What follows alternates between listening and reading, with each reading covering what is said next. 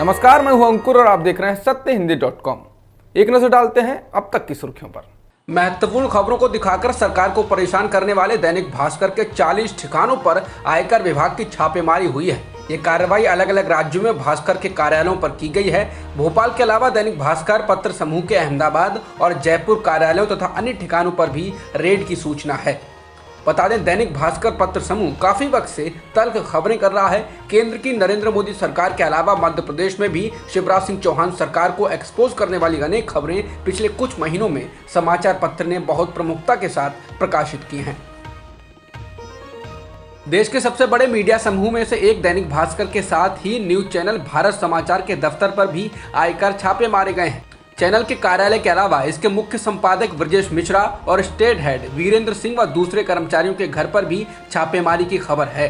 भारत समाचार ने इसकी पुष्टि की है। हालांकि आयकर विभाग की ओर से इस मामले में ऐसी कोई जानकारी नहीं दी गई है। आयकर विभाग की यह कार्रवाई उस चैनल पर की गई है जिसे उत्तर प्रदेश में सरकार की कथित गलत नीतियों के खिलाफ और आम लोगों के पक्ष में खबर दिखाने के लिए जाना जाता रहा है। दैनिक भास्कर के ठिकानों पर छापेमारी के बाद कांग्रेस के वरिष्ठ नेता दिग्विजय सिंह ने पीएम मोदी और गृह मंत्री अमित शाह पर हमला बोला। दिग्विजय ने इसको पत्रकारिता पर मोदी शाह का प्रहार बताया है। साथ ही कहा कि मोदी शाह का एकमात्र हथियार है आईटी, ईडी और सीबीआई। उन्होंने कहा कि मुझे विश्वास है कि अग्रवाल बंधु डरेंगे नहीं।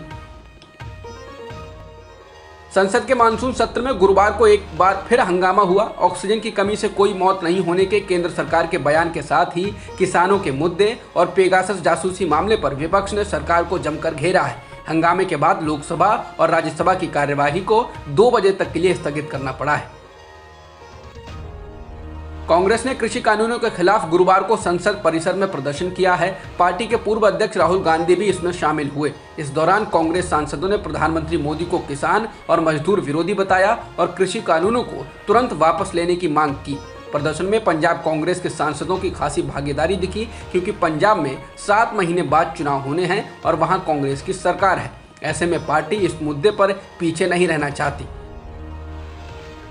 केंद्र सरकार के कृषि कानूनों के खिलाफ आंदोलन कर रहे किसान गुरुवार से संसद से कुछ ही दूरी पर स्थित जंतर मंतर पर प्रदर्शन कर रहे हैं। प्रदर्शन के तौर पर किसान अपनी संसद चलाएंगे। दिल्ली पुलिस ने किसानों को प्रदर्शन की इजाजत दे दी है। किसान हर दिन सुबह 11 बजे से शाम 5 बजे तक जंतर मंतर पर मौजूद रहेंगे। हालांकि उन्हें मार्च निकालने की इजाजत नहीं दी गई है। इस साल 26 जनवरी को हुई हिंसा के कारण दिल्ली पुलिस किसानों के इस आयोजन को लेकर खासी सतर्कता बरत रही है। दिल्ली पुलिस ने किसानों के इस आयोजन को लेकर सुरक्षा व्यवस्था को दुरुस्त किया है और पूरे महकमे को हाई अलर्ट पर रखा है। किसानों का जंतर मंतर पर यह प्रदर्शन 13 अगस्त तक चलेगा। पेगासस जासूसी मामले में आईटी मामलों की स्थायी संसदीय समिति ने सरकार से रिपोर्ट तलब की है। इस समिति के अध्यक्ष कांग्रेस सांसद शशि थरूर हैं। शशि थरूर ने जासूसी मामले की जांच संयुक्त संसदीय समिति यानी जेपीसी से कराने की मांग को खारिज करते हुए कहा कि हाउस कमेटी अपना कर्तव्य निभाएगी। हाउस कमेटी ने नागरिकों की डेटा सुरक्षा और गोपनीयता पर चर्चा करने के लिए 28 जुलाई को इलेक्ट्रॉनिक्स और सूचना प्रौद्योगिकी मंत्रालय, गृह मंत्रालय और दूरसंचार विभाग के प्रतिनिधियों को बुलाया है। इंडियन एक्सप्रेस से बात करते हुए थरूर ने कहा कि इस मामले में जांच के लिए जेपीसी के गठन की कोई आवश्यकता नहीं है, क्योंकि स्टैंडिंग कमेटी और जेपीसी के नियम एक जैसे ही हैं। बता दें, विपक्षी दल इस मामले की जांच के लिए जेपीसी द्वारा जांच कराए जाने की मांग कर रहे हैं। कर्नाटक के मुख्यमंत्री बीएस येदियुरप्पा ने ट्वीट कर अपने समर्थकों से अपील की है कि वे उन्हें मुख्यमंत्री पद से हटाए जाने की खबरों को लेकर किसी तरह का प्रदर्शन न करें। बुधवार को किए गए इस ट्वीट में येदियुरप्पा ने खुद को पार्टी का समर्पित कार्यकर्ता बताया है। बता दें कि येदियुरप्पा को हटाए जाने की चर्चाओं के बीच ही कांग्रेस के नेताओं सहित लिंगायत समुदाय के संतों ने भी बीजेपी को चेताया है और कहा है कि अगर मुख्यमंत्री को उनके पद से हटाया जाता है तो बीजेपी को इसके नतीजे भुगतने होंगे। मंगलवार को लिंगायत संतों का एक प्रतिनिधिमंडल येदियुरप्पा से मिला था।